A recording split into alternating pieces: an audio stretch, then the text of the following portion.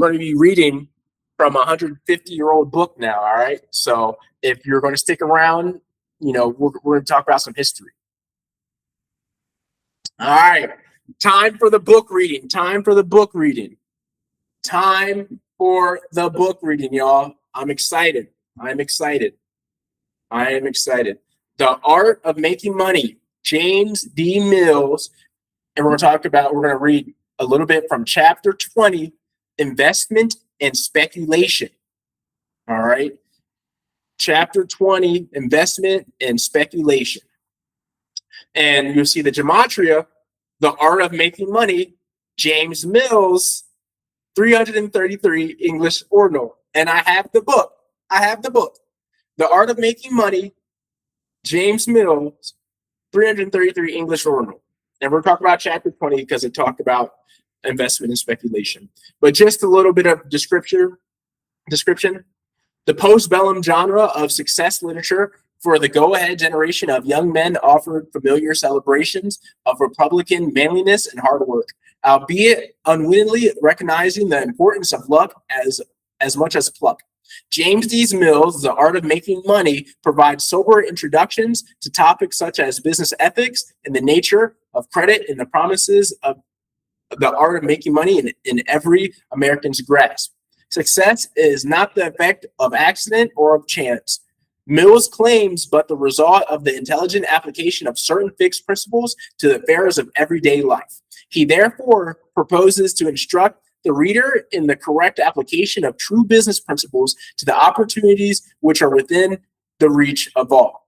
Although he recognizes the necessity of putting idle capital to work, he warns against speculation as merely another form of gambling and gives a detailed account of the operations of the gold room on Wall Street as if he were an ethologist reporting on exotic tribes. So we're getting right into it. We're speculators. We're investors.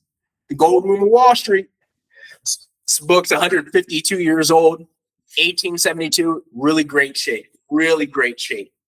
I bought this from a live stream auction a couple weeks back. With another couple books. I got it for a great price. And what's really interesting about this book is the copyright page is actually upside down, which makes it even more rare. You'll see, something popped out, but you'll see the cover page is actually upside down, or the copyright page is. But if you turn it over, and maybe that's part of Wall Street. It's all about the illusion. 22 new shoes. You can actually see. 1872. So we'll read from this book today. It's really great shape for its age, for 150 years old.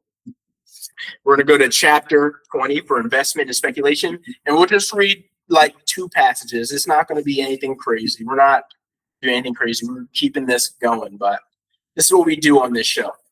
We read old books, century plus old books. And then we get to page 20. Chapter 20. Let me get there.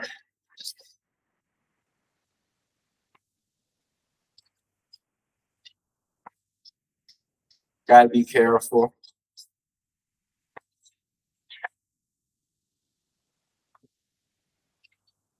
So first we'll read chapter 20's little thing he has. Chapter 20, the little excerpt about the chapter before we go to it.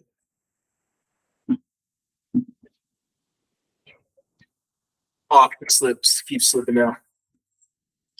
All right, chapter 20, investment and speculation. The investment of surplus capital. It should be so placed as to be fully and readily available and invested in a good marketable security. Definition of the terms fixed capital and floating capital. Surplus capital should always be invested in floating securities. Say that one more time. Surplus capital should always be invested in floating securities. Stock market that float. Great precaution necessary in the choice of securities, many even of the floating being worse than worthless. There's a lot of worthless stocks out here today, just as they were 150 years ago. Great precaution necessary in the choice of securities, many even of the quote unquote floating being worse than worthless. So just because a stock is on the market doesn't mean it's worth anything. Keep that in mind. And that still happens today.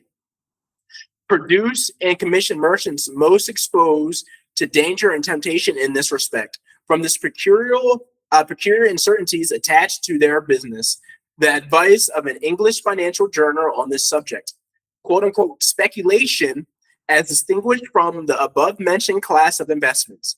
Definition of the word, quote unquote, speculation as compared with ordinary trading transactions is hazardous, uncertain character. The speculator essentially, quote unquote, a gambler. Qualifications for a qualifications for a successful speculator, quote unquote. The chances for and against the success of a young speculator in the quote unquote market as compared with an ordinary trading venture. The inevitable penalty of dabbling in the troubled waters of speculation, which is the stock market in New York, stock and share market, Dr. Smith's revelations of 20 years of Wall Street. I want to see if I can get that book. Living instances of the evil effects of stock jobbing on the mental and physical systems selected from various well-known habitudes of Wall Street. Opinion of an eminent Boston merchant as to the relative merits of trade and speculation. The summing up of the case, trade versus speculation, the verdict. All right, so that was the excerpt from chapter 20, but we're going to actually read a page. All right, we're not just going to read that. We're going to read a page. Let me get there. Got to be careful.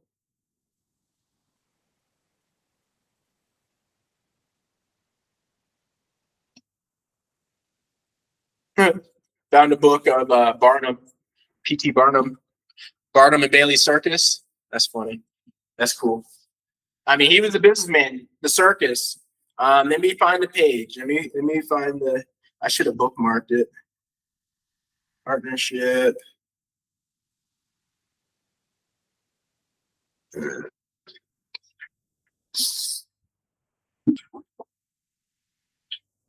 I'm gonna find it. Got it.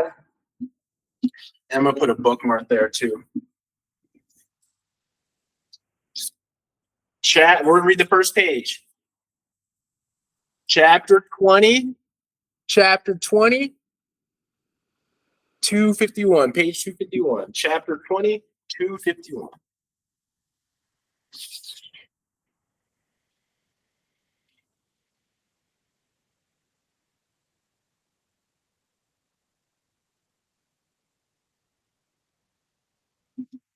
All right.